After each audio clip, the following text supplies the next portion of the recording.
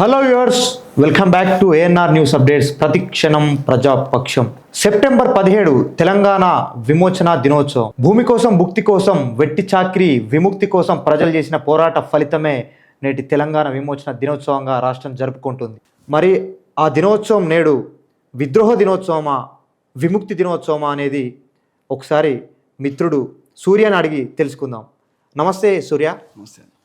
So ఈరోజు తెలంగాణ ప్రభుత్వం అంటుంది తెలంగాణ ప్రజల పాలన దినోత్సవంగా ఈ తెలంగాణ విమోచన దినోత్సవాన్ని మేము జరుపుతామంటుంది. మరి దీన్ని ఎలా చూడవచ్చు మనం? అంటే మనం 60 సంవత్సరాల నుంచి ఇప్పటి వరకు 69 నుంచి ఇప్పటి వరకు జరిగినటువంటి తెలంగాణ ప్రాంతంలో జరిగినటువంటి రాజకీయాలను చూసుకుంటే ఈరోజు వాళ్ళు ప్రజాపాలన దినోత్సవాన్ని ఎందుకు అంటున్నారంటే దానికి ఒక చరిత్ర.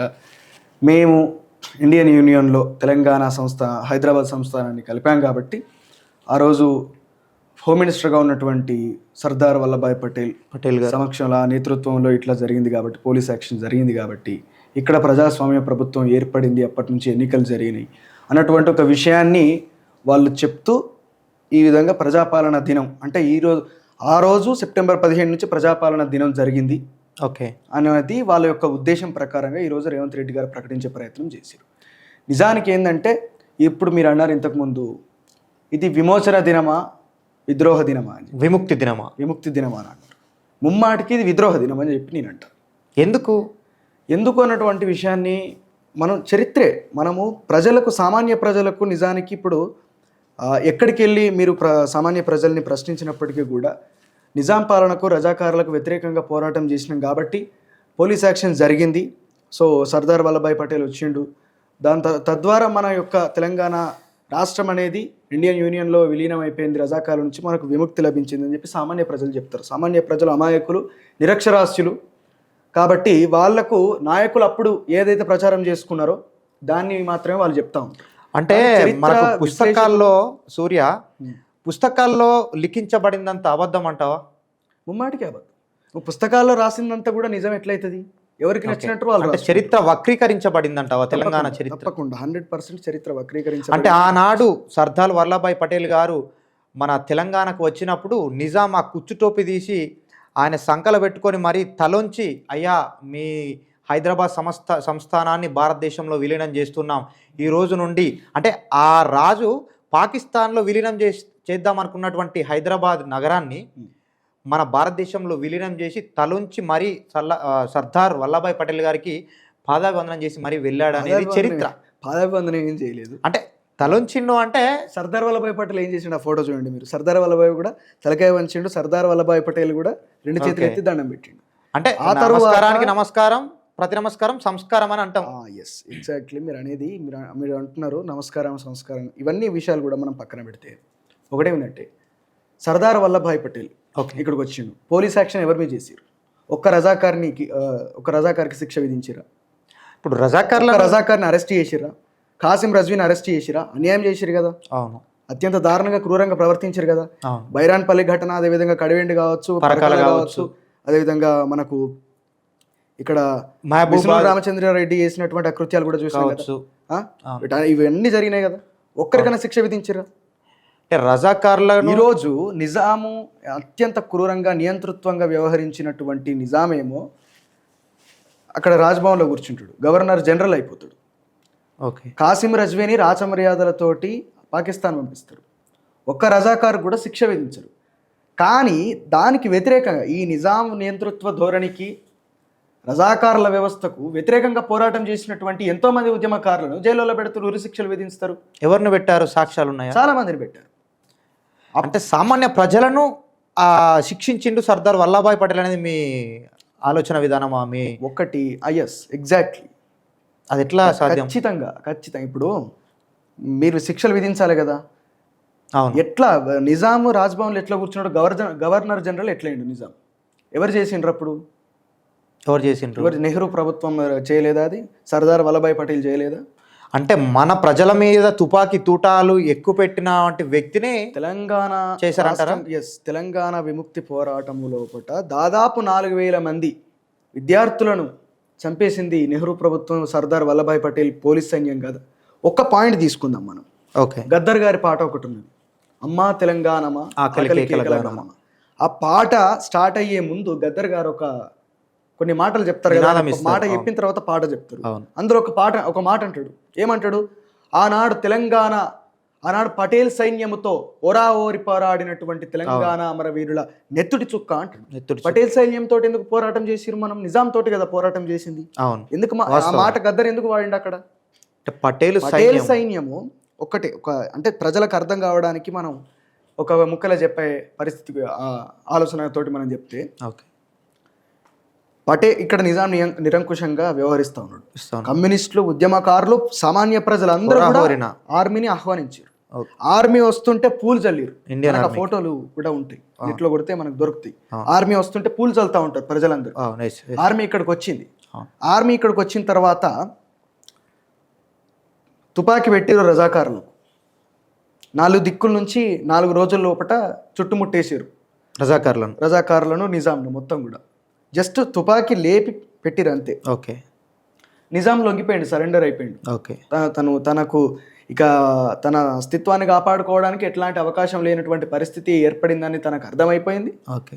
నిజాం అనేటోడు అక్కడ వాంగిపోయాడు. ఓకే. వచ్చిన తర్వాత ఒక్క నిమిషం లెట్ మీ కంప్లీట్. ఓకే. ఈ తుపాకీని ఏం చేసిరంటే ఉద్యమకారుల మీదకి, కమ్యూనిస్టుల మీదకి తిప్పి కాల్ చేసిరు. సాక్ష్యాలు ఏంది సార్? చరిత్ర లోపల సాక్ష్యాలు ఏంది? మీకు అది 4000 మంది చచ్చిపోయినటువంటి విషయాలు చరిత్రలో లేవా? సాక్ష్యం అని మీరే మాట్లాడితే ఎట్లా? ఈరోజు ఆ రజాకార్లను అత్యంత దారుణంగా పటేల్ సైన్యం చంపేసింది అనేది కూడా ఒక వాదన, ఒక జనాల లోపల చెప్పండి. సాక్ష్యాలు మీరు చూపించండి. అయితే ఇక్కడ రజాకార్లు, కాశీరాజు సైన్యం అంతా కూడా లొంగిపోయింది కాబట్టి పటేల్ సైన్యం ఏం చేయలేకపోయింది. మీరు చూపెట్టండి, రజాకారులను పటేల్ సైన్యం చంపినటువంటి సాక్ష్యాలు మీరు చూపెట్టండి. ఉంది. ఈ రోజు ఇప్పుడు రజాకార్లు ఎందుకు చంపలేదు అనేది మీరు అంటున్నారు. వాళ్ళు దాడికి ప్రతిదాడి రజాకార్లు కనుక చేసేది ఉంటే భారత సైన్యం ఏదైతే ఉందో రజాకార్లను చంపేసు. కానీ అక్కడ వాళ్ళు లొంగిపోయి సరెండర్ అయినారు కాబట్టి సరే మన రాష్ట్రం నుండి, మన దేశం నుండి వీళ్ళు పోతారు అనే ఉద్దేశంతో పటేల్ సైన్యం తొలగించింది. తద్వారా ప్రజలకు స్వాతంత్రం వచ్చింది. సంబరాలు చేసుకున్నారు కదా. ఎవరు సంబరాలు చేసుకున్నారు? ప్రజలు. ఏ ప్రజలు చేసుకున్నారు? మన తెలంగాణ హైదరాబాద్లో విలీన అప్పటికి కానీ ప్రజలు ఎవరైతే ఉన్నారో వాళ్ళు సంబరాలు చేసుకుని స్వాతంత్ర దినోత్సవాన్ని, భారత స్వాతంత్రం వచ్చిన 13 నెలల 2 రోజులకు తెలంగాణకు స్వేచ్ఛా వాయువును పీల్చుకున్నారు ప్రజలు అనేది జనాల లోపల ఉంది. సూర్య, ఏ జనాల లోపల ఉంది?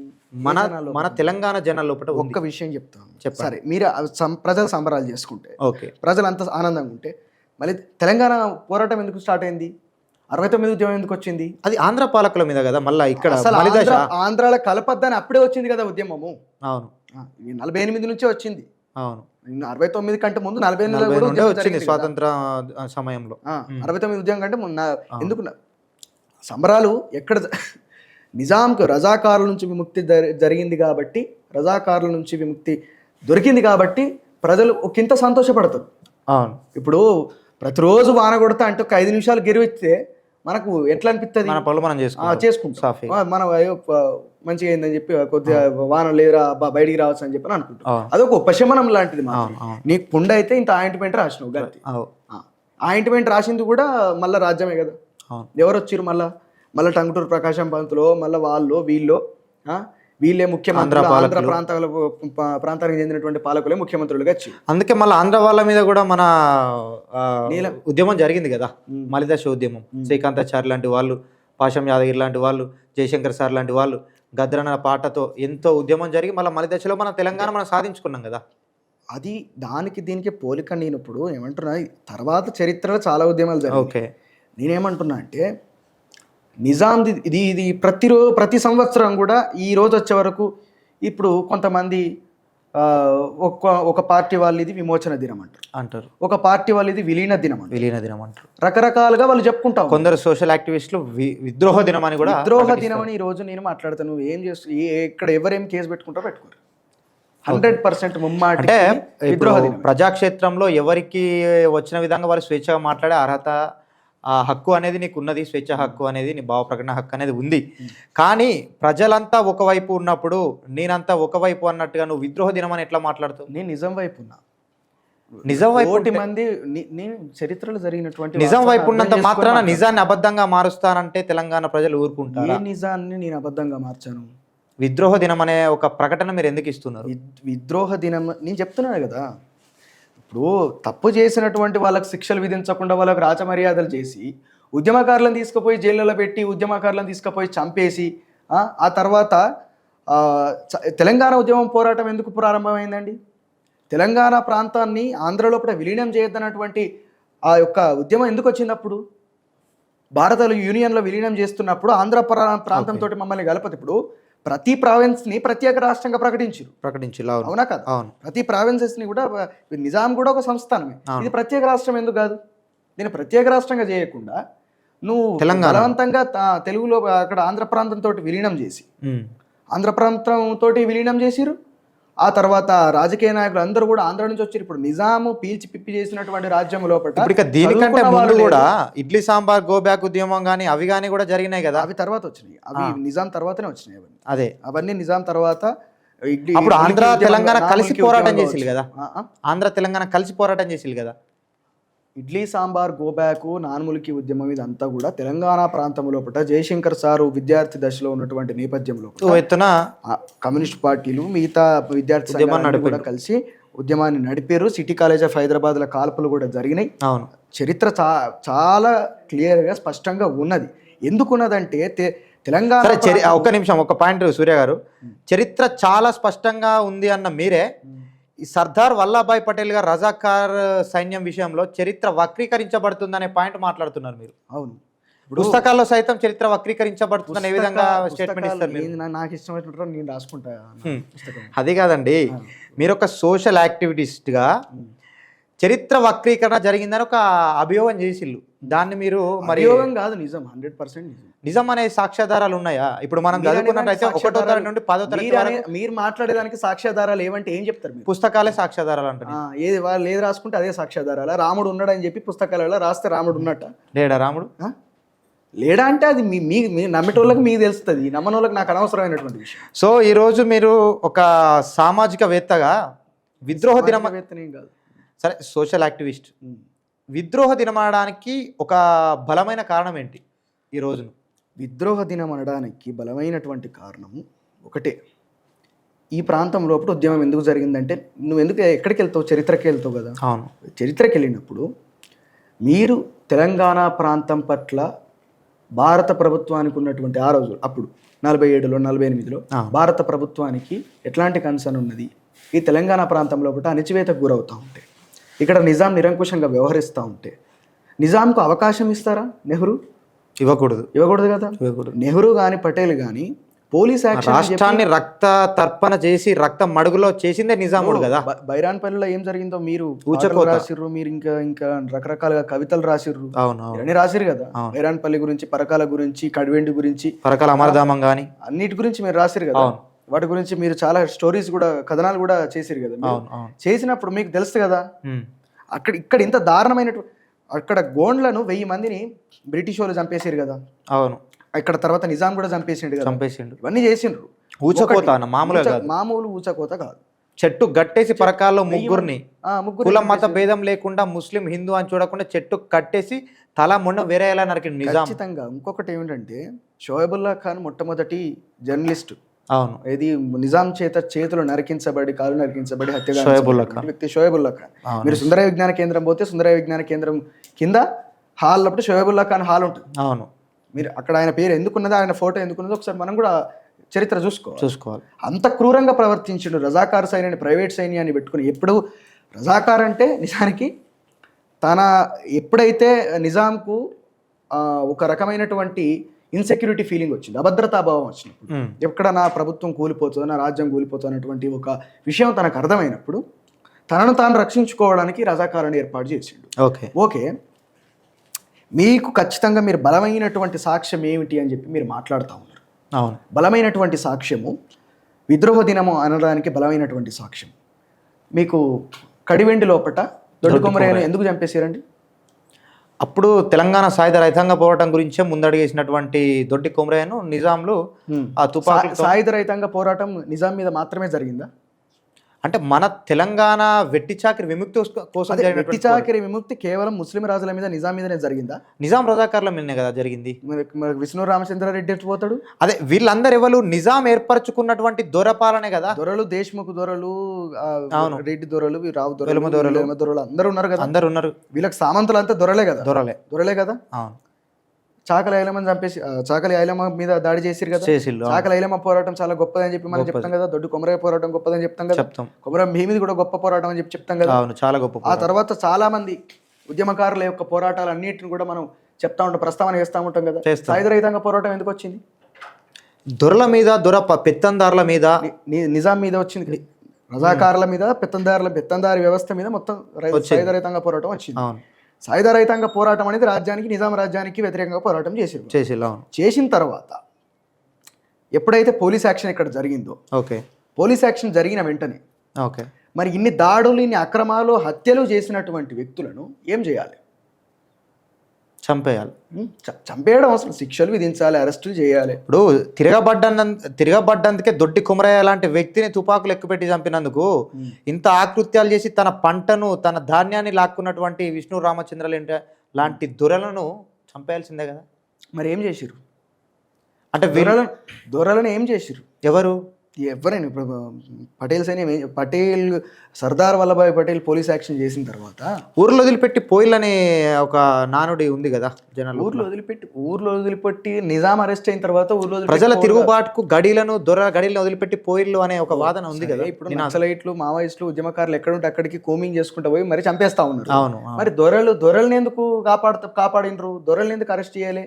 ఒక్క దొరను, ఒక్క సామంత దొరను, ఒక్క రెడ్డి దొరను, లేకపోతే ఒక్క రజాకారును, ఒక్క నైజాంకు సంబంధించినటువంటి పరిపాలన మరి ఇన్ని అకృత్యాలకు భాగస్వామ్యం తీసుకున్నటువంటి వ్యక్తులను ఎవరినన్నా, కాసిం రజ్వీని ఎవ్వరు అవసరం లేదు. కాసిం రజ్వీ అంత క్రూరుని ఎక్కడైనా చూస్తామో చూడం కదా.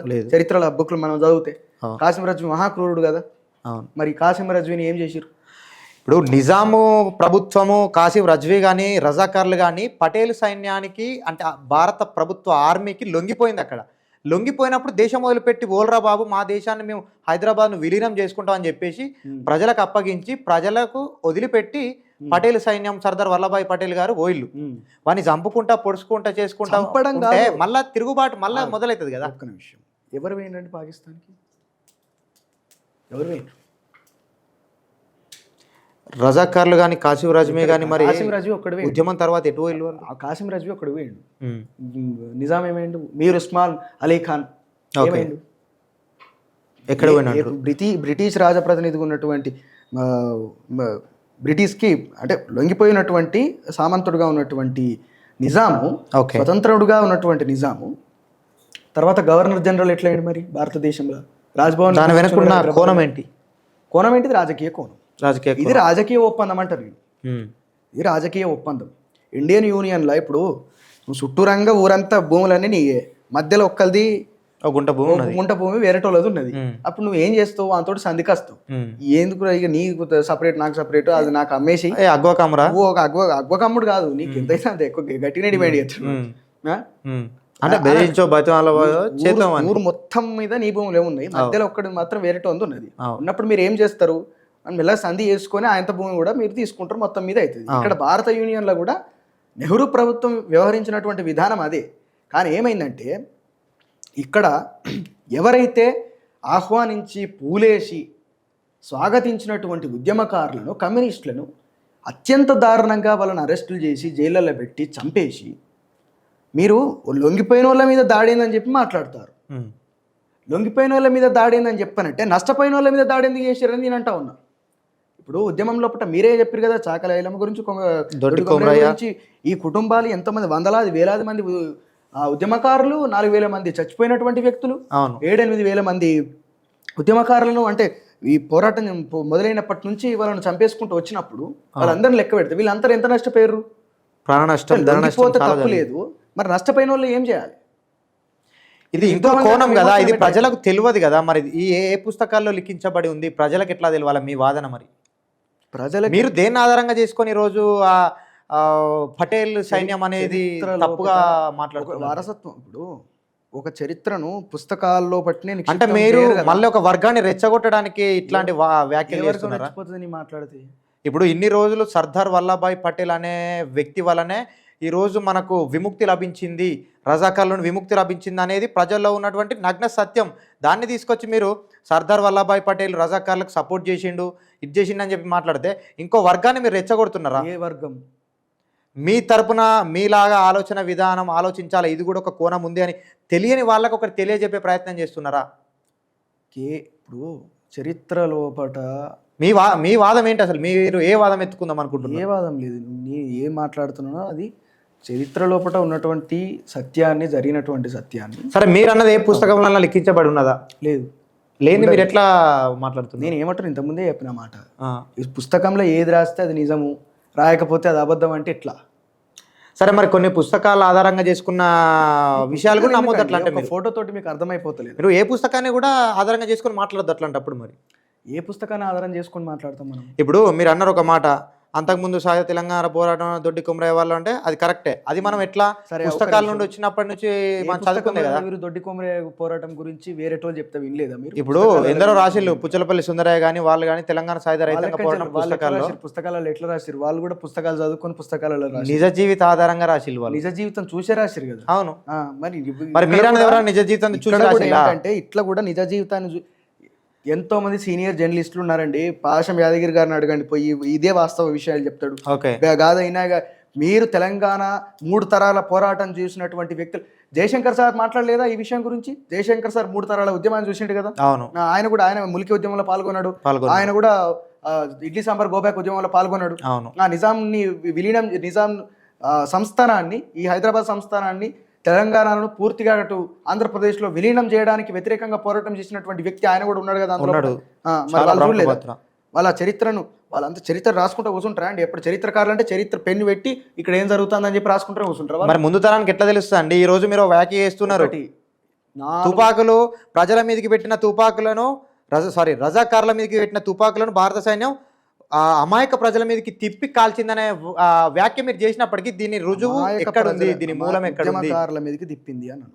అమాయక ప్రజల మీద కూడా అమాయక ప్రజల మీదకి ఆర్మీ కాదు, ఉద్యమకారుల మీదకి తిప్పితే సర్దార్ వల్లభాయ్ పటేల్ చూస్తూ ఎట్లా ఊరుకున్నాడు అంటారు? మరి మీరు ఏంటిది? ఇప్పుడు సర్దార్ వల్లభాయ్ పటేల్ సర్దార్ వల్లభాయ్ పటేల్ దేవుడు ఏమన్నా? దేవుడా? చూస్తూ ఊరుకున్నాడు అని చెప్పానంటే ఎన్నో. దేవుడు కాదండి, ఆయన ఒక దేశం పట్ల ఒక బాధ్యత ఉన్నటువంటి వ్యక్తిగా వీళ్ళని కాంప్రమైజ్ చేపించి దేశం నుండి వెళ్ళకూడదనే ఉద్దేశంతో భారత సైన్యాన్ని దింపినప్పుడు భారత సైన్యము రజాకార్ల పట్ల, కాశీ రజవీల పట్ల కాల్చి చంపేసే ప్రయత్నం చేస్తారు. కానీ ఉద్యమకారుని ఎట్లా వెళ్ళగలుగుతారని ఏం మాట్లాడుతున్నారు? మీ వ్యాఖ్య అనేది ముమ్మాటికి తప్పు. సూర్య గారు వెళ్ళగొట్టాలన్నటువంటి ఆలోచన ఉన్నోడు వెళ్ళగొట్టాలి గారి గవర్నర్ జనరల్ ఎందుకు చేసిండని చెప్పి నేను అడుగుతాను. ఆయన చేసిందన్న దానికి రుజువు ఎక్కడిది? ఎవరి ప్రభుత్వంలో జరిగింది సార్ అది? గవర్నర్ ఎట్లయితాడు? రేవంత్ రెడ్డి ప్రభుత్వంలో జరిగిన ప్రతి హత్యకు రేవంత్ రెడ్డి గారే బాధ్యత వహిస్తారా? రేవంత్ రెడ్డి గారి ప్రభుత్వంలో జరిగిన ప్రతి హత్యకు రేవంత్ రెడ్డి గారే బాధ్యత వహిస్తారా? వహించాలి. ప్రభుత్వం లోపల చీమ చిటుక్కు అన్నప్పటికీ కూడా ప్రభుత్వం బాధ్యత అవుతుంది. అది ఆ గద్దె మీద ఎవరు కూర్చున్నా కూడా వాళ్ళ బాధ్యతనే అవుతుంది. అది ఒక దేవుడిగా మొక్కుతున్నటువంటి సర్దార్ వల్లభాయ్ పటేల్ గారే ఉద్యమకారులను చంపిల్లా అనే స్టేట్మెంట్ అనేది తప్పు అని నేను భావిస్తున్నా. మీకు భజన ఉంటే, మీకు భక్తి ఉంటే భజన చేసుకోరు. నాకు ఎవరికి భజన చేయాల్సిన అవసరం లేదండి. నాకు ఎటువంటి ఇబ్బంది లేదు. చాలా గొప్పవాడు అని చెప్పి పుస్తకాలలో నాకు రుజువు కావాలనేది అంటున్నా. నేనేమంటున్నా సార్, మీకు రుజువు ప్రత్యక్షంగానే కనబడతా ఉన్నది కదా. నేను రుజువు అంటే అప్పంచలు ఏం చెప్తాను? ఇట్లాంటి మీరు ఉస్మానియా అలీ ఖాన్ సోషల్ యాక్టివిస్టులకు చేసింది ఇంతకంటే రుజువు ఏం కావాలి? చాలా మందికి వ్యాఖ్య చేయడం అనేది అలవాటు అయిపోయింది.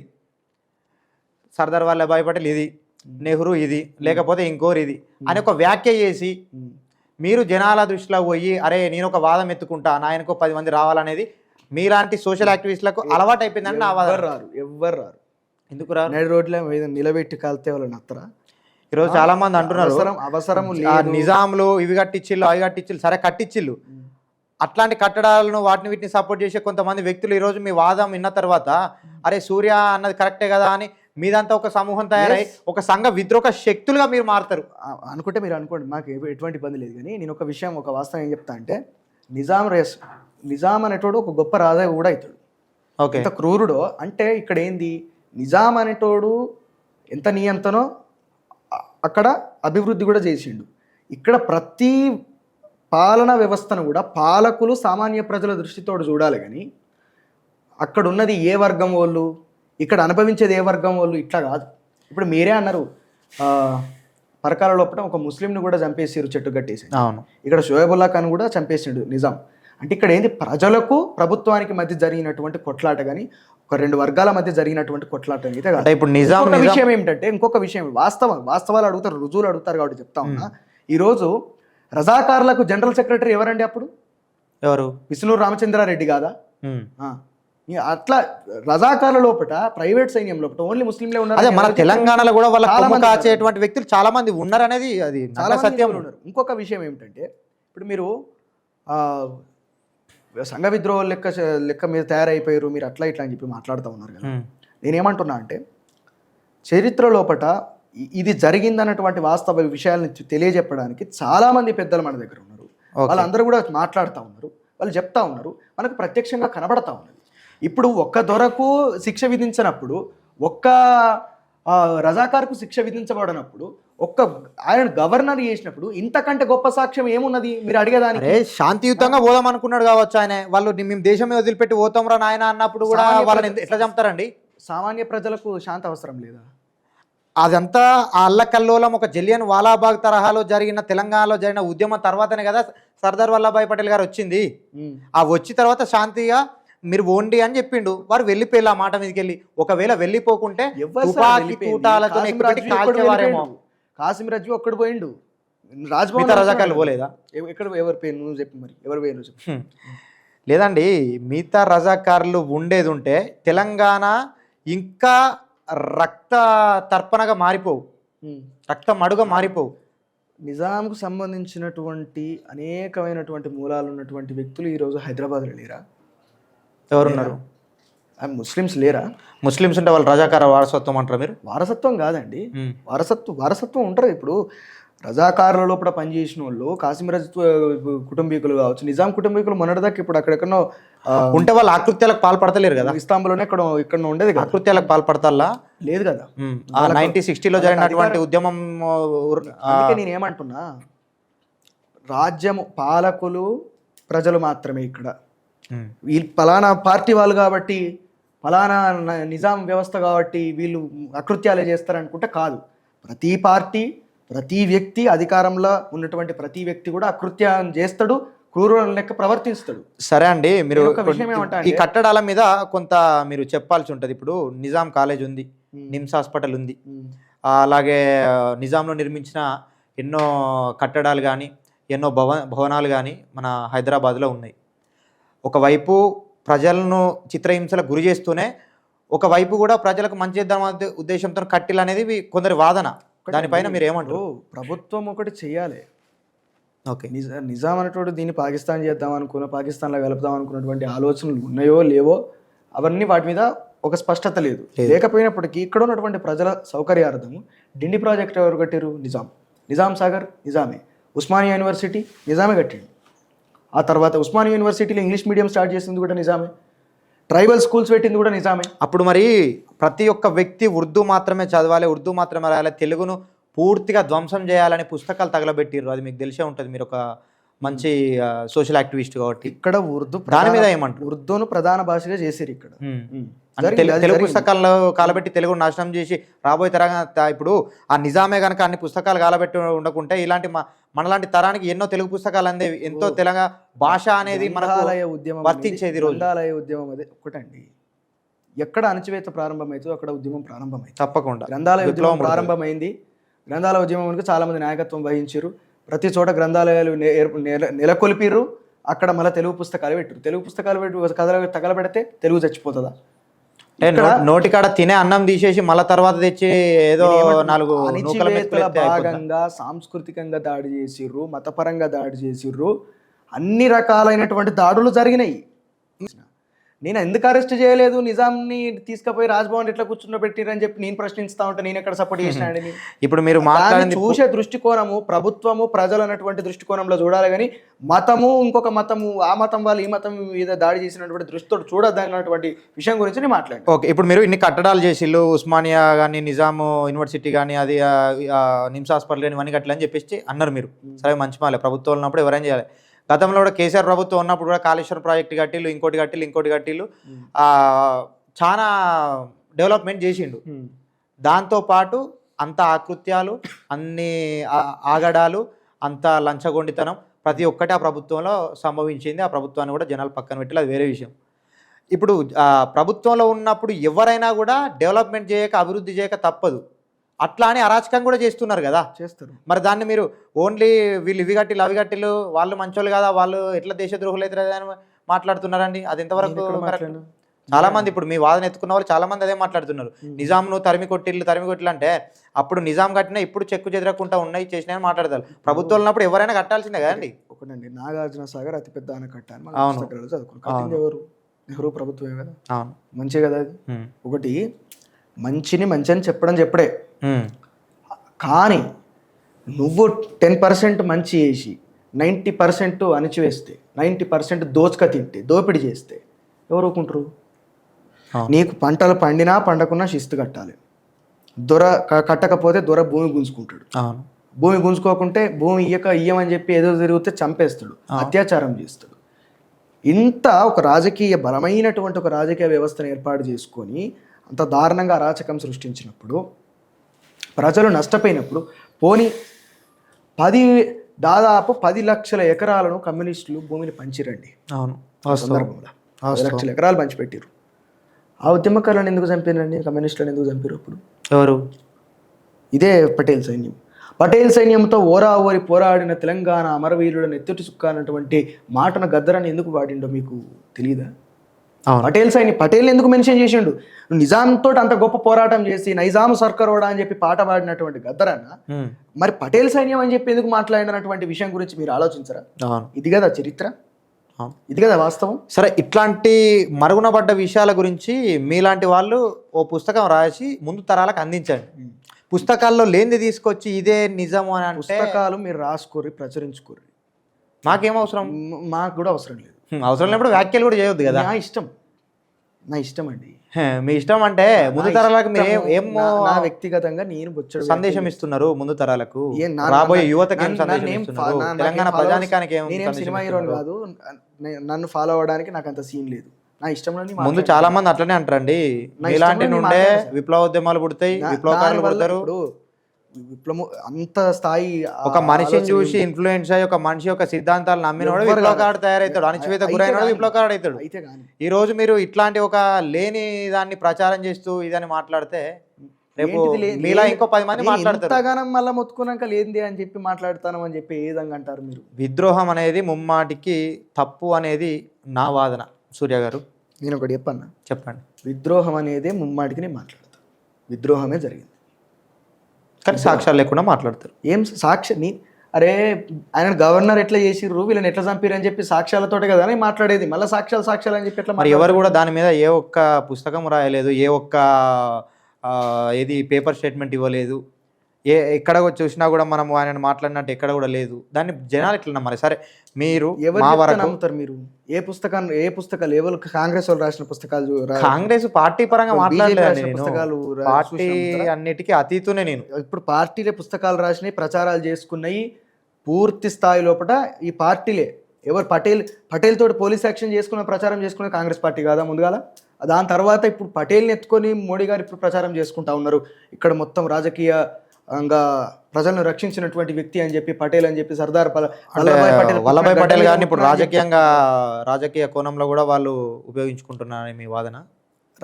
బరాబర్ 100%. ప్రతి పార్టీ ఉపయోగించుకున్నది, ప్రతి పార్టీ. ఇక్కడ కేసీఆర్ అన్నాడు సార్ ఒక సందర్భంలో, ఏమన్నాడు? రుజువులు అంటారని చెప్పన్నాడు. తెలంగాణ ప్రత్యేక దేశం అవుతుండే బలవంతంగా భారత యూనియన్ లో కలిపిండి అని చెప్పి కేసీఆర్ మాట్లాడిండు ఒక సందర్భంలో. అందుకే ప్రత్యేక రాష్ట్రం కోసం రాష్ట్రం ప్రత్యేకత, అది వాస్తవమే కదా. ఇప్పుడు ఎందుకు పటేల్ సైన్యం మీద రాయాల్సినటువంటి అవసరం ఎందుకు వచ్చింది? ఎందుకు చంపేసిర్రు? పోలీస్ యాక్షన్ గురించి అందరు గొప్పగా మాట్లాడతారు కాబట్టి ఇండియన్ ఆర్మీ మీద సర్దార్ వల్లభాయ్ పటేల్ మీద ఉన్నటువంటి ఒక అంధభక్తిని ఈరోజు ఆ అంధభక్తిని మనసులో పెట్టుకొని మీరు అంటే కావాలని ఆలోచన ఏంటంటే మీకు ఒకటి ఇష్టము, ఆ ఇష్టాన్ని ఇంకా 10 మంది గౌరవించినప్పుడు ఆ ఇష్టం మీ కళ్ళకి వెళ్ళి బయటకు వస్తుంది. అట్లా ఒక 10 మంది కలిసి మీరు పటేల్ గొప్పవాడు, ఇండియన్ ఆర్మీ గొప్ప అని చెప్పి మేము అంటే ఆహా అది మనసుకు ఇంకా ఆనందం అనిపించి అట్లా ఒక రకంగా మీరు సూర్య గారు అంధభక్తి అని మీరు అంటున్నారు, అందరికి తెలిసిన సత్యం అని నేను అంటున్నా. 100% అంధభక్తి అని మీరు అంటున్నారు, అందరికి తెలిసిన సత్యం అని నేను అంటున్నా. అందరికీ తెలిస్తే సత్యం కాదు, సత్యం అందరికీ తెలవాలి. సత్యం కాబట్టే అందరికి తెలిసింది. అది అసత్యం అయితే అందరూ దాన్ని ఫాలో అవ్వాల్సిన అవసరం లేదు. అసత్యం తెలియకపోవడానికి ఇక్కడ ఏమన్నా అవకాశం లేదా? అసత్యం అనేది తొందరగా పోతుంది ప్రజలప్పటికి. ఎన్ని అసత్యాలు లేవు, దేవుడు ఉన్నాడు అన్నటువంటి అసత్యం అప్పటి నుంచి ఇప్పటి వరకు ఉన్నది, అది పోతలేదా? ఇంకా పోతూనే ఉంటుంది, ఇంకా పెరుగుతూ ఉంటుంది. సత్యమా అది? సత్యం అంటే నిరూపించు. దేవుడు అనే మాట మళ్ళీ ఇప్పుడు మీరు ఎట్లా మాట్లాడుతున్నారంటే మళ్ళీ కంప్లీట్ మీరు ఎథిస్ట్గా కూడా మాట్లాడుతున్నారు. దాన్ని దీన్ని మెల్ట్ చేస్తలేను, జస్ట్ నేను ఉదాహరించిన అంతే. ఆ విషయాన్ని మీరు గమనించుకోవాలి. ఓకే, అంతే. అంటే రజాకార్లు నిజాంలు చేసినటువంటి ఆకృత్యాలు ఎన్ని చేసినప్పటికీ కూడా వాళ్ళను ఈ దేశం నుండి ఎందుకు తరిమి కొట్టలేదు అనే విషయానికి మీరు ఇంకా ఎందుకు పూర్తి వివరణ ఇవ్వలేదు. దొరలను 1000 ఎకరాల భూములను ఆక్రమించుకొని ప్రజల మీద అణచివేత ప్రయోగించినటువంటి దొరలను, రజాకారులను, మా అమ్మమ్మ వాళ్ళ నాయనను చంపుదామని రజాకారులు తిరిగితే కొండలల్లో గుట్టలల్లో జాక్కున్నాడట. అంటే అట్లాంటి పరిస్థితి అందరికీ ఎదురైంది, అన్ని కుటుంబాలకు ఎదురైంది. అంటే అంత దారుణమైనటువంటి స్థితిలోపటప్పుడు, అంత అరాచకం జరిగినప్పుడు వాళ్ళ శిక్షలు విధించాలి కదా, విధించాలి. సామాన్య ప్రజల మీద వాళ్ళు తుపాకీ పెట్టినప్పుడు వీళ్ళ మీద శిక్షలు విధించాలి కదా. శిక్షలు ఎక్కడ శిక్షలు విధించిండ్రు అనడానికి సాక్ష్యం ఏంటిది? విధించలే. ఉద్యమకారులను తీసుకుపోయి జైలులో పెట్టిర్రు. ఎంత దారుణంగా ప్రవర్తన చేసిర్రు మొత్తం పోలీస్ చర్య.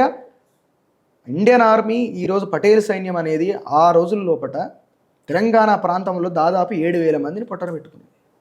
ఉద్యమకారులు, కమ్యూనిస్టులు, వీళ్ళందరూ తెలంగాణ సాయుధ రైతాంగ పోరాటం నుంచి మొదలు పెట్టుకుంటే తెలంగాణ విముక్తి పోరాటం వరకు పాల్గొన్నటువంటి వ్యక్తులు కాదా? సరే, మీరు అన్న వాదనే నిజమైతే అప్పుడు తెలంగాణ సాయుధ రైతాంగ పోరాటంలో పాల్గొన్న వాళ్ళు ఎంతో కొంతమంది అయితే బతికే ఉంటారు కదా, వాళ్ళ దగ్గర నుంచి వాళ్ళు మరి పటేల్ సైన్యాన్ని సర్దార్ వల్లభాయ్ పటేల్ గారే మాకు విముక్తి పొందించిల్లు ఈ దేశాన్ని అనే వాదన వాళ్ళు ఎందుకు తీసుకొస్తారు? పటేల్ మా ఉద్యమకారులను చంపేసిండు, అమాయక ప్రజలను చంపేసిండు అనే వాదన వాళ్ళ నుండి బయటికి రావాలి కదా. ఇగో ఒక్క విషయం చెప్తాను సార్, చెప్పండి. గద్దె ఎగిరిండి అంటే లేదు దున్నపోతే ఎగిరింది అని చెప్పని కూడా అంటే 100 మంది కూడా దున్నపోతే ఎగురుతుందని చెప్పి చూపెట్టారట. ఇక్కడ నియంత జరిగిందంటారా? ఇక్కడ ఒక్కొక్క విషయం ఏమిటంటే, నార్మల్గా అప్పుడున్నటువంటి వ్యక్తులు మాటల కంటే కూడా ఒక పరమైనటువంటి ఒక వ్యాక్యూమ్ ఏర్పడుతుంది ఒక సందర్భం. ఇప్పుడు తెలంగాణ అచ్చుడుతోటే, తెలంగాణ కళ సాకారం అవడంతోటే గద్దర్ మాయమైండు, ఉద్యమకారులు మాయమైనరు, గంతలేసినటువంటి కళాకారులు మాయమైనరు. ఇప్పుడు ఆ రోజు విముక్తి నాయకులు తెర మీదకి వచ్చి ఆ రోజు విముక్తి పోరాటం జరిగినాక పోలీస్ యాక్షన్ జరిగిన తర్వాత కూడా ఇట్లాంటి రకమైనటువంటి వాతావరణం ఏర్పడ్డదాడ. ఏర్పడ్డప్పుడు ఆ వ్యాక్యూమ్ని రాజకీయ పార్టీలు ఇది కదా కేసీఆర్ ఎట్లా వాడుకొని నేను సాగు నోట్ల తలకాయ పెట్టి నేను తెలంగాణ తెచ్చినా అని చెప్పి ప్రజలు నమ్మించే ఈ ప్రజలు ఇప్పుడు తెలంగాణ వచ్చిన తర్వాత ఒక స్తబ్దత వాతావరణంలో కేసీఆర్ మాట్లాడిండు నేనే తెచ్చిన, ప్రజలు నమ్మే ప్రయత్నం నమ్మే అప్పుడు జయశంకర్ సార్ మరణం పడిపోయిండు, వీళ్ళందరూ మరణం పడిపోయిండు, ఈయన మాత్రం తెర మీదకి వచ్చిండు. అంటే కేవలం విద్యార్థులు లేరు, ఉస్మానియా లేదు, కాకతీయ లేదు, ఉద్యమకారులు కేసీఆర్ తెచ్చిన అన్నట్టు ఉద్యమకారులు మేము ఇది చేసినామని చెప్పుకోకపోవడం వాళ్ళు చేసినటువంటి తప్పు చరిత్రలో. అక్కడ వాళ్ళు ఎందుకు చెప్పుకుంటారు? ఉద్యమం చేసిన జనాలకు కనబడలేదా? ప్రత్యేకంగా వాళ్ళు ఇప్పుడు మటన్ తిన్నాం కదా అని బొక్కలు మెడలు వేసుకొని తిరుగుతారా అండి? అట్లా కాదండి, దేవుళ్ళు లేడని చెప్పాను అని అందరికీ తెలిసిన సత్యం, ఉన్నాడని చెప్పి నమ్ముతారు కదా, నమ్ముతారు. మరి ఉద్యమకారులు ఉద్యమం చేసింది చూసి కూడా జనాలు సైలెంట్గా ఉండుకుంటా వాళ్ళు వచ్చి చెప్పుకుంటేనే వీళ్ళు బరాబర్. అంటే ఇప్పుడు ఉద్యమకారులకు కూడా సారథి కళ అనే దాంట్లో జాబ్లు ఇచ్చి ఏ ఉద్యమకారులు ఉన్నారు అందులో? ఉద్యమకారులు ధూమ్ధాము సకల జనుల సమ్మె చేసినటువంటి ఉద్యమకారులకు కొందరికి ఇచ్చింది కదా. ఎవరికి ఇచ్చారు? ఇప్పుడు అనుభవిస్తున్నది కొందరు ఉద్యమకారులు కదా. ఎవరు? ఏ ఉద్యమకారులు? చాలా మంది ఉన్నారు. అంతడుపుల నాగరాజు ఎటు వేయండు? అంతడుపుల నాగరాజుకి ఏమైంది? అందశ్రీకి ఏమైంది? ఆ తర్వాత గద్దరానికి ఏం చేసిరు, అందరికంటే పెద్ద గద్దరానికి ఏం చేసిరు, మధుప్రియకి ఏం చేసిరు, ఉద్యమంలో పనిచేసిన వాళ్ళు, ధూమ్ధాంలలో పనిచేసిన వాళ్ళు, ఎగిరి దునికిన వాళ్ళు, గజ్జగట్టిన వాళ్ళు, పాట పాడిన వాళ్ళు, ఆటలాడిన వాళ్ళు, వీళ్ళందరికీ ఏం చేసిండు, అసలైనటువంటి ఉద్యమకారులకు ఏం చేసిండు, ఎవరికి వచ్చినాయి ఇప్పుడు రసమై బాలకృష్ణ ఏం చేసిండు? కళాకారులు ఇది మాత్రం నేను ఒప్పుకుంటానండి. రసమై బాలకృష్ణ అనేటువంటి వ్యక్తి ఒక తెలంగాణ ధూమ్ధాంలో గజ్జగట్టి గొంగడి వేసినటువంటి వ్యక్తి అంటే అధికారంలో ఉన్నప్పటికీ చర్చ పక్కదారి పడుతుంది. సో ఇప్పుడు వ్యాక్యూమ్ వచ్చినప్పుడు కేసీఆర్ ఎట్లయితే వాడుకున్నాడో అట్లా ఆ రోజు కూడా ఒక స్తబ్దత వాతావరణం ఏర్పడినటువంటి సందర్భంలో నిజాం నుంచి విముక్తి పోరాటం జరిగిన తర్వాత అంతా సైలెన్స్ అయిపోయిన తర్వాత ఆ వ్యాక్యూమ్ని వీళ్ళు వాడుకున్నారు. వీళ్ళు ఎవరు నింపే కాంగ్రెస్ ప్రభుత్వం, సర్దార్ వల్లభాయ్ పటేల్, నెహ్రూ, ఇది మేమే చేసినాం. సర్దార్ వల్లభాయ్ పటేల్ గారిని ఒక పార్టీకి అంకితం ఎందుకు చేస్తున్నారు మీరు ఇక్కడ? ఎందుకు కాడా? ఇప్పుడు బీజేపీ గవర్నమెంట్ వాడుకుంటుంది అంటారు, కాంగ్రెస్ గవర్నమెంట్ వాడుకుంటుంది. సర్దార్ వల్లభాయ్ పటేల్ అంటే ఆయన ఒక జాతి గౌరవించదగ్గ వ్యక్తి. ఆయన పార్టీకి ఎట్లా మీరు చేస్తారు? మీరు నేను తొలుత తెలంగాణ బిడ్డను, ఆ తర్వాతే భారతీయుని అని చెప్తా. అవును, అందరూ ఏం చెప్తారు, వీళ్ళందరూ ఏమంటారు, ఫస్ట్ నీ భారతీయుని తర్వాత ఇంకోటి అని అంటారు.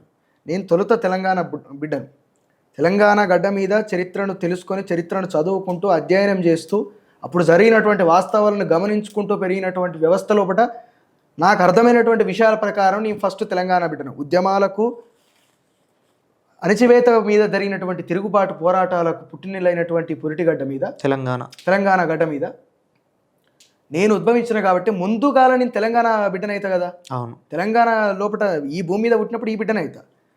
అదేవిధంగా ఈరోజు జాతి ఏ జాతి గౌరవించదు? నా జాతి ఎందుకు గౌరవించాలి? తెలంగాణ జాతి, నా తెలంగాణ జాతి ఎందుకు గౌరవించాలి? నా తెలంగాణ లోపల బ్రిటిష్ వాళ్ళ గురించి పోరాటం చేసినటువంటి దాఖలాలు లేవు.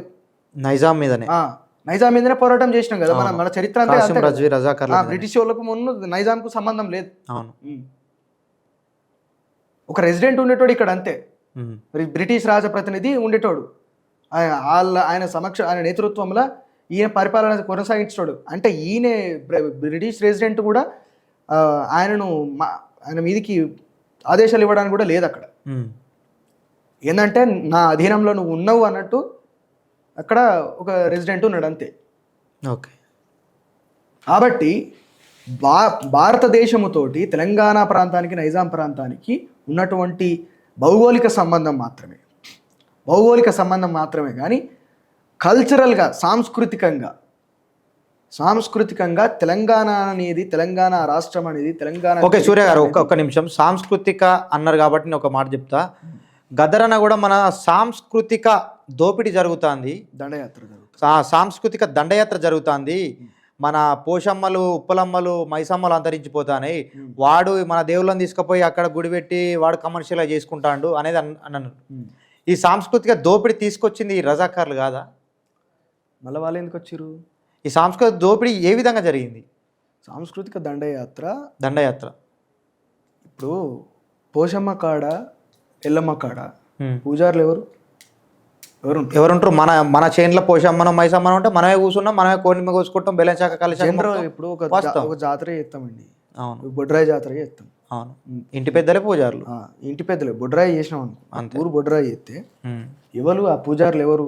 బయలులో వస్తారు, బయలులో వచ్చి కొలుతారు. నువ్వు పోషమ్మ, ఎల్లమ్మ చేసినా కానీ గదే ఆచార వ్యవహారాలు వాళ్ళు వచ్చి గొల్ల కుర్మలు, మాలమాదిగలు, అక్కడ నుంచి వచ్చినటువంటి అట్టడుగు వర్గాలకు సంబంధించిన కథలు చెప్పుకుంటా ఒగ్గు కథ కళాకారులు ఒగ్గు కథ చెప్తారు. దుర్గమ్మకు దుబ్బు కొలుస్తారు. ఇట్లా రకరకాలుగా ఉంటుంది. అంటే ఇట్లాంటి రకమైనటువంటి ఈ సబ్బండ వర్ణాల లోపల ఉన్నటువంటి సంస్కృతి ప్రకారంగా అక్కడ ఉన్నటువంటి దేవీ దేవతలను కొలుచుకున్నప్పుడు ఈరోజు పోషమ్మ ఆలయం కావచ్చు, మైసమ్మ ఆలయం కావచ్చు, నువ్వు ఏ ఆలయం తీసుకున్నా అంటే బహుజన వర్గాలకు సంబంధించినటువంటి ఆలయాల లోపల ఈరోజు ఎవరు వచ్చిర్రు? బ్రాహ్మణులు వచ్చిర్రు. అక్కడ కూడా వాళ్ళ పూజా విధానం, మళ్ళీ వాళ్ళ రకరకాలైనటువంటి వాళ్ళకి సంబంధించినటువంటి నవగ్రహాలు పెడతారు. ఇంకా కమర్షియల్గా మారిపోయింది. కమర్షియల్గా వాళ్ళు ఇది సాంస్కృతిక పరమైనటువంటి దండయాత్ర సాహిత్యంలో ఎప్పుడో వచ్చింది. అసలు సాహిత్యం, కవిత్వం అంటే మొత్తం సంస్కృతమయమైనటువంటి తెలుగును అర్థవంతంగా ఒత్తులు, హల్లులు అన్నీ అచ్చుగుద్దినట్టు పలుక్కుంటా, తొక్కుకుంటా, ఒత్తుకుంటా మాట్లాడితేనే ఇదే కవిత్వం. ఇక ప్రజల బాణి నుండి ప్రజల బాధ నుండి పుట్టిందే కవిత్వం అంటాడు కదా అది గద్దర్ అన్న. మన మన కవిత్వం మన తెలంగాణ జానపదం. ఉమ్, వీళ్ళు అనుకునే కవిత్వం వేరు, సినిమాలలో ఉండే కవిత్వం వేరు. ఇప్పుడు వీళ్ళు ఇక మా అంత సీతారామ శాస్త్రి గురించి వీళ్ళు ఒక తరాన్ని సర్వనాశనం చేసినటువంటి కవులు తెలుగు సినిమా ఇండస్ట్రీ కవులు అందరూ కూడా. చాలా బాగుంటుంది వినడానికి. కులాల కోసం గుంపులు కడుతూ, మతాల కోసం మంటలు పెడుతూ, ఎక్కడ లేని తెగువను చూపి తగువుకు లేస్తారే జనాలు తలలర్పిస్తారే, సమూహ క్షేమం పట్టని స్వార్థపు ఇరుకుతనంలో ముడుచుకుపోతూ రేపటి దేశం తగలడుతోందని నిజం తెలుసుకోరే, ఇంకేదో రాసి భుజం కలిపి రారే అని. అదే అందులోనే చాలా గొప్పగా అనిపిస్తుంది. గొప్ప కవిత్వం కదా మరి. అర్ధ శతాబ్దపు అజ్ఞానాన్ని చాలా గొప్పగా రాసిండ్రు ఆయన. అవును, చాలా రాసిండు. ఎందుకంటే వీళ్ళు సమాజం లోపల జరిగేటటువంటి నిజమైనటువంటి దోపిడీని, ఒకటి దోపిడీ వర్గం, ఒకటి తిరుగుబాటు వర్గం, ఈ రెండింటి మధ్యన యుద్ధం అని చెప్పి రాస్తాడు సీతారామ శాస్త్రి. ఇప్పుడు కళాకారుడు అనేవాడు ప్రశ్నించే వైపు ఉండాలని ప్రతి ఒక్కరు అంటారు. ఆ వైపునే సీతారామ శాస్త్రి కూడా రాసిండు. ఆయన దోపిడీ వర్గం ఎట్లయితారండి?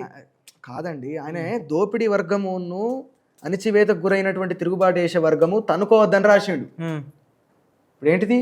అన్నలదేదో ఉంటుంది అందులోపట. శాంతిని కాపాడే కర్తవ్యం స్వజాతి వీరులను అణచే విధిలో కవాతు చెయ్యాలా, అన్నల చేతిలో చావాలా, అన్యాయాన్ని సహించని ధైర్యం, దౌర్జన్యాన్ని దహించే శౌర్యం, కారడవుల్లో క్రూర మృగంలా దాక్కొని ఉండాలా అని చెప్పి రాసిండు. ఎందుకు ఎవరు అనుకుంటా ఉన్నారు అంటే ఇప్పుడు నక్సలైట్ల గురించి రాసిండు ఆ పదం. అవును, ఉండాలా అని చెప్పనంటే ఉండాల్సినటువంటి పరిస్థితి ఎందుకు వచ్చింది, దాని నేపథ్యం ఏమిటి, దోపిడీ వ్యవస్థకు పోరాటం చేస్తారు. దోపిడీ వ్యవస్థ కొమ్ము కాసేది ఎవరు? భూస్వాములు, పోలీసులు. ఈ వ్యవస్థకు యుద్ధం జరుగుతా అంటే నువ్వు దోపిడీ వద్దని చెప్తున్నటువంటి వర్గం వైపు నిలబడి అక్కడి నుంచి అన్యాయం వైపు ఎక్కడ జరుగుతుందో ఆ వైపు నిలబడి న్యాయం కోసం మాట్లాడాలి. కానీ మీరు ఇద్దరు అనుకోవద్దు, మీరు అట్లే ఉండాలి, మీరు ఇట్లే ఉండాలి అన్నటువంటి అర్థాన్ని తీసుకొచ్చినట్టు ఎక్కడెక్కడ ఉంటే ఉద్యమం ఎట్లా అవుతుంది, ప్రజలకు న్యాయం ఎట్లా జరుగుతుంది. అలాంటి సాంస్కృతికపరమైనటువంటి దండయాత్రలు చాలా జరిగి జనాల మైండ్లని జనాల యొక్క మెదళ్ళ మీద దండయాత్ర కూడా జరిగింది. ఇప్పుడు మనం కదా చరిత్ర గురించి నువ్వు నేను అనుకున్నట్టు అట్లా ప్రజలు కూడా అవగాహన లోపంతో చరిత్రను చదువుకోలేక వీళ్ళన్నట్టు పుస్తకాలు అంటారు. పుస్తకాలు ఎవరు చదువుతానండి? చదువుకున్న వాళ్ళు మీలాంటి సాహిత్యాభిమానులు చదువుతారు కావచ్చు. ఇప్పుడు మరి ముందు తరాన్ని తెలవాలంటే పుస్తకాలే కదా ఆధారం. ఇప్పుడు మనకు మారతలేము, మనం ఇంకా కమ్యూనిస్ట్ లోపల యూట్యూబ్లల్లా, ఫేస్బుక్లల్లా, ఇన్స్టాగ్రామ్ ఎవరికి ఇష్టం వాడు రాసుకుంటూనే ఉన్నాడు. ఒక వాస్తవిక లేదు కదా, ప్రజలు ఏం నమ్ము మన ఆలోచన విధానం ఒక్క గొప్పగా ఉంటే సరిపోదు, దాన్ని బయట పెట్టేది కూడా చాలా గొప్పగా ఉండాలి. ఇంత సోషల్ మీడియా జ్ఞానం ఉండాల్సిన అవసరం. ఫేక్ ఇండస్ట్రీ అనేది సోషల్ మీడియాను వాడుకున్నంత గొప్పగా ఈరోజు ప్రజలకు వాస్తవాలను తెలియజేసేటువంటి వ్యవస్థ ఎందుకు వాడుకోదు? అరే పుస్తకాలు ఎవరు చదువుతున్నారండి ఈరోజు? పుస్తకాలు కాదు, పుస్తకాలు పుస్తకాలు ఒకడు మీ ఇంటర్వ్యూ చూస్తాడండి, ఇది చూస్తాడు, ఈ పాడ్కాస్ట్ అనేది చూస్తే అరే నిజమే కావచ్చు, నిజాం నవాబులకు మన పటేల్ సైన్యం సపోర్ట్ చేసిలు కావచ్చు, నిజంగానే ఈ అమాయక ప్రజలకు ద్రోహం చేసిలు కావచ్చు అనేది ఒక విషయం అనేది పోయి వాడు ఒక ఇట్లా ఒక టైప్ ఆఫ్ టెర్రరిజం గా తయారైపోయే ఆలోచన ఆలోచిస్తే ఉన్నది సత్యం తెలుసుకుంటే టెర్రరిజం ఎట్లయితే సత్యం అని మీరు అనుకుంటే సత్యం కాదు కదండి.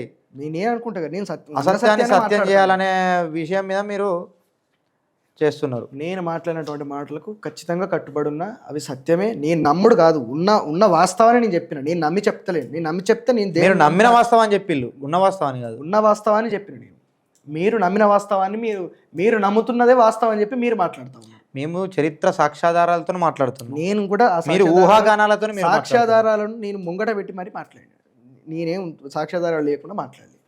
మీరు చదువుకోర్రి, ఇదే ఆ పుస్తకాలలో నిజాం గవర్నర్ అయిందా కాలేదా, కాసిం రజ్వీ మంచిగా సాధారణంగా రాచమర్యాదలతోటి పాకిస్తాన్ వేండా పోలేదా, మీరు చదువుకోరు. సరే, అదే పటేల్ సైన్యం తుపాకులను అమాయక ప్రజల మీద, ఉద్యమకారుల మీద ఎక్కువ పెట్టింది అనేది కూడా మీరు ఒక నన్ను స్టేట్మెంట్ తీసుకురండి. ఇదే స్టూడియో సాక్షిగా నేను మాట్లాడిన స్టేట్మెంట్ తప్పని ఒప్పుకుంటా. నాకు పేర్లు గుర్తులేవు కాబట్టి నేను చెప్పలేకపోయాను. కానీ చాలా మందిని చేసిర్రు, సాక్ష్యాలు ఉన్నాయి, ఆధారాలు ఉన్నాయి. అట్లా అడుగుడు కూడా నాకు, మీరు అడుగుతుంటే నాకు కోపం వస్తుంది ఆ మాట అడుగుతా అంటే. అది నిజం, ఎందుకంటే వాస్తవాన్ని అబద్ధం చేసే ప్రయత్నం నాకు సరే నా దగ్గర ఇప్పుడు నీకు నిరూపించడానికి నా దగ్గర సాక్ష్యాధారాలు ప్రస్తుతం అందుబాటులో లేవు కాబట్టి నేను మీకు ఇవ్వలేకపోతాను. కానీ బ్రతికి పెళ్ళంటారా? అంతే. లేకుంటే నేను నిజంగా ఖచ్చితంగా తప్పకుండా ఇప్పటికేం మనం అనుకున్నాం ఈ రకంగా మాటల యుద్ధం. నీతో నాకు నీ పర్సనాలిటీ నా పర్సనాలిటీకి ఎడ నడుస్తుంది కానీ ఆలోచనతో కొట్లాడాలి మనం ఈ శరీరాలతో ఎందుకండి. నేనే అంటాను ఆ మాట, మీరు కాదు. ఆలోచనలతోటి, చాలా పుస్తక ఆధారాలతోటి, చరిత్ర ఆధారాలతోటి కొట్లాడదాం. చరిత్ర ఆధారాలతోటి కొట్లాడు కాదు, చరిత్ర లోపల ఉన్నటువంటి వాస్తవాలని మాట్లాడినా 100% కట్టుబడి ఉన్నా, సాక్ష్యాధారాలు ఉన్నాయి, సాక్ష్యాధారాలతోటి మాట్లాడినా. నిజాం గవర్నర్ అయ్యిండనటువంటి గొప్ప సాక్ష్యం ఇంకోటి లేదన్నటువంటి విషయాన్ని మీరు గుర్తుపెట్టుకోవాలి. ఒక రజాకార్ కూడా పటేల్ అనేటోడు రాజకీయ ఒప్పందంలో ఒక గొప్ప పాత్ర పోషించిన అభియోగం కండ్ల ముంగట కనబడతా ఉంటే మళ్ళీ అభియోగం అంటారు ఏం సార్? సరే, రజాకార్ అంటాడు ఆ రాచమర్యాదలు చేసిళ్ళు, వాడిని ఒక అధిష్టానం ఎక్కించారు, కరెక్టే. అది చేసింది సర్దార్ వల్లభాయ్ పటేల్ గారే అని ఎట్లా చెప్తారు మీరు? మరి పటేల్ సైన్యం అని చెప్పి నువ్వెందుకు చెప్తాను? నెహ్రూ పంపించండి కదా, నెహ్రూ గురించి చెప్పు.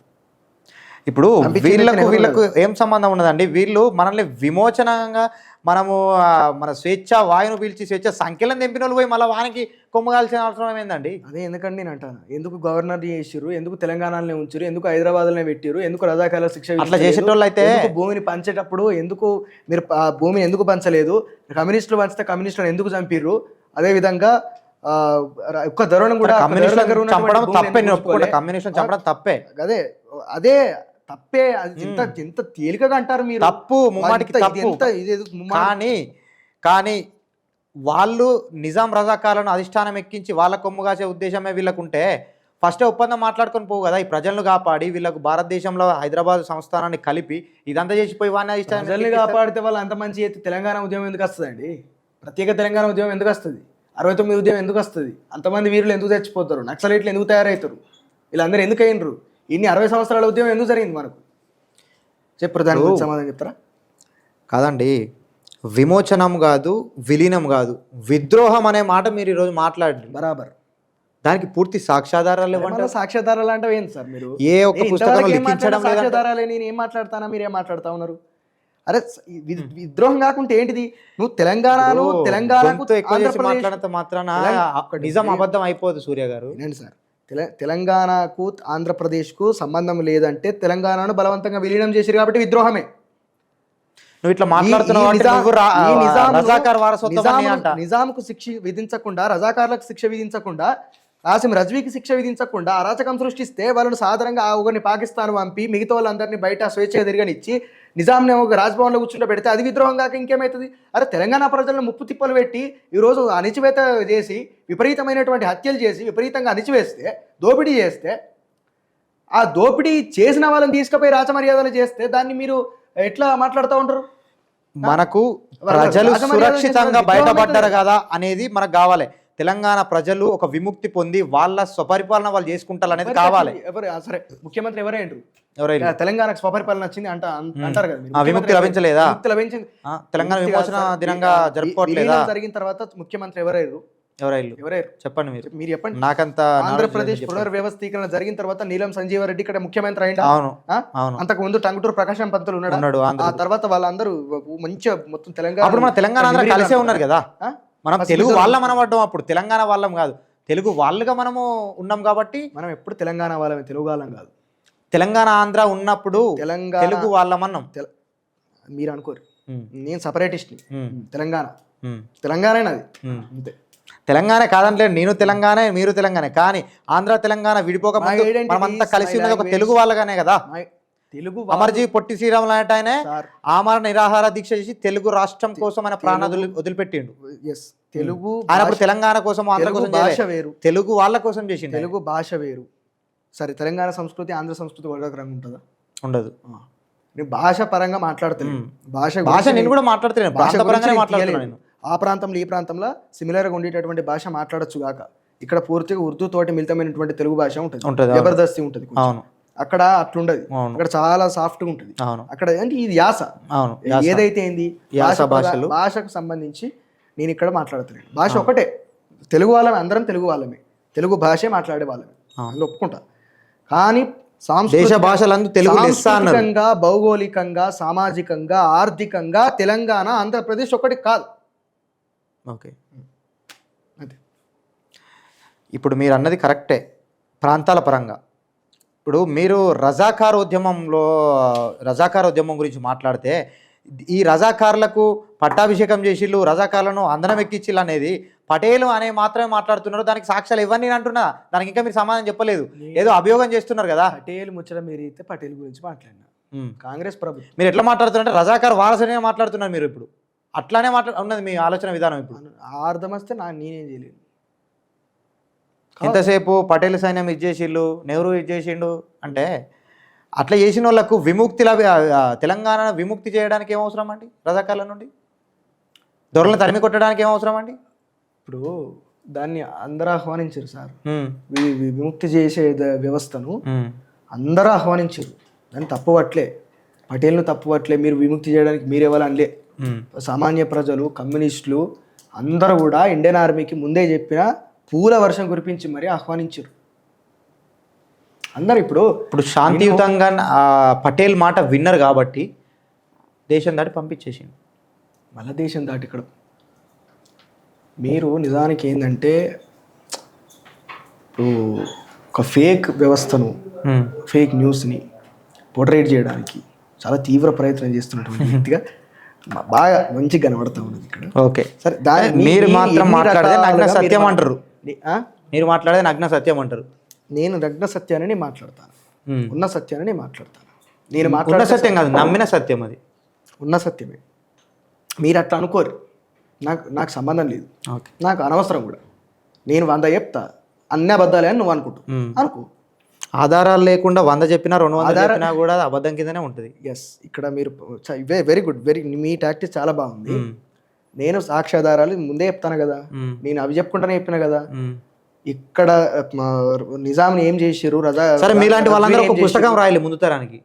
ఇట్లా జరిగింది, ఈ చరిత్ర వక్రీకరించబడ్డది, అసలు వ్యవస్థ ఇది, అసలు రజాకారులను మనం ఇట్లనే చేసి సామంతులను చేసినాం అని పుస్తకానికి ముందు తరానికి అందించిన తర్వాత అప్పుడు మాట్లాడండి. మీరెవరు? పుస్తకం ఎందుకు రాయాలి? మాట చెప్పిన కదా, ఆ మాటకు పుస్తకానికి తేడా ఉన్నది. ఇప్పుడు మీరు మాట చెప్పిల్లు కరెక్టే. ఈ వీడియో ఇవాళ ఉంటుంది, రేపు పోతుంది. ఆ పుస్తకం అనేది తరాలకు అందించండి. పుస్తకాలే పోతాయి. ఎందుకు వద్దండి? ఎప్పుడో పుచ్చలపల్లి సుందరయ్య గారు రాసిన తెలంగాణ సాయుధ రైతాంగ పోరాటం పుస్తకం 90s లో రాసింది, ఇప్పుడు చదువుకుంటున్నాం మనం. వాళ్ళు అప్పుడు జరిగినటువంటి ఇక్కడ బుక్ స్టాల్ చూపేదాం, అక్కడ పోయి తీసుకొచ్చుకుందాం. మీరు సాక్ష్యాధారాలు అన్నప్పుడల్లా నేను ఒకటే మాట చెప్తున్నా. నిజాంను అరెస్ట్ చేసిరు, నిజాంని తీసుకుపోయి రాజ్భవన్లో కూర్చుండబెట్టిరు, కాసిం రజ్వీని సాధారణంగా పాకిస్తాన్ పంపించారు, రజాకారులను అరెస్ట్ చేయలేదు, దొరలను అరెస్ట్ చేయలేదు, దొరలు ఎవరి దగ్గర నుంచి కూడా భూమి గుంజుకోలేదు, దొరలు కొద్ది కాలం వరకు పారిపోయినటువంటి మాట వాస్తవం. కానీ మళ్ళీ వచ్చిండ్రు. ఈరోజు ఎవరి రాజ్యం ఉన్నదనేటువంటి వాస్తవాన్ని కూడా మీరు గమనించుకోవాలి. కాబట్టి ఇక్కడ అన్యాయం ఆ రోజు నుంచి ఈ రోజు వరకు సామాన్య ప్రజలకి జరిగింది కాబట్టి ఇక్కడ 100% ఇది విద్రోహమే. మీరు నెట్లో కొట్టి చూసుకోర్రి. మీరు ఉస్మాన్ అలీ ఖాను గవర్నర్ జనరల్ అయిందా కాలేదా, రాజ్భవన్లో కూర్చున్నాడా కూర్చోలేదా, సాక్ష్యాధారాలు అని చెప్పి మొత్తం రొమ్ములన్నీ గుద్దుకుంటారు. కాబట్టి మీరు చూసుకోరు, గూగుల్లో కొట్టి చూసుకోరి. ఆధారాలు లేని అభియోగం అబద్ధమే అని నేను అంటున్నా. ఇప్పటికీ నా ఫోన్ ఇస్తే ఫోన్ కాదండి, మీరు పుస్తకం రాసి ముందు తరాలకు అందించండి మీలాంటి భావజాలం. Very good. అంతేగాని ఒక అబద్ధాన్ని సత్యం చేస్తా అనే ప్రయత్నం మీరు చేయకండి. మీలాంటి ఇంకో 10 మందిని తయారు చేయకండి. ఎందుకంటే చరిత్రను మీరే వక్రీకరిస్తారు. ఇక్కడ అబద్ధం అనుకుంటే చరిత్రను వక్రీకరించే ప్రయత్నం చేయకండి. మాట్లాడే హక్కే లేదు. చరిత్రను నేను వక్రీకరిస్తలేదు. ఈ రాజ్యాంగం నాకు కొన్ని స్వేచ్ఛ హక్కులు ఇచ్చింది, భావ ప్రకటన హక్కు నాకు ఉంది, నేను మాట్లాడే అర్హత ఉంది, చరిత్ర ఆధారాలతో సహా మాట్లాడే అర్హత ఉంది. మాట్లాడండి. కాబట్టి మీరు మాట్లాడే వ్యాఖ్యలు అనేది 100% వాస్తవాలు, అది అబద్ధాలని నేను అంటున్నా. మంచిది. సో వ్యూవర్స్, తెలంగాణ విమోచన దినం అని కొందరు అంటుంటే, కొందరు సోషల్ యాక్టివిస్టులు మాత్రం తెలంగాణ విద్రోహ దినం అనే ఇప్పటికీ వాళ్ళు వారు నమ్మిన సిద్ధాంతాన్ని అది ఉన్న సిద్ధాంతంగా కొందరు ప్రకటించి మాట్లాడుతున్నారు. సో ఇట్లాంటి ఇంకా మరిన్ని విషయాల కోసం చూస్తూనే ఉండండి ANR న్యూస్ అప్డేట్స్, ప్రతి క్షణం ప్రజాపక్షం. Thank you.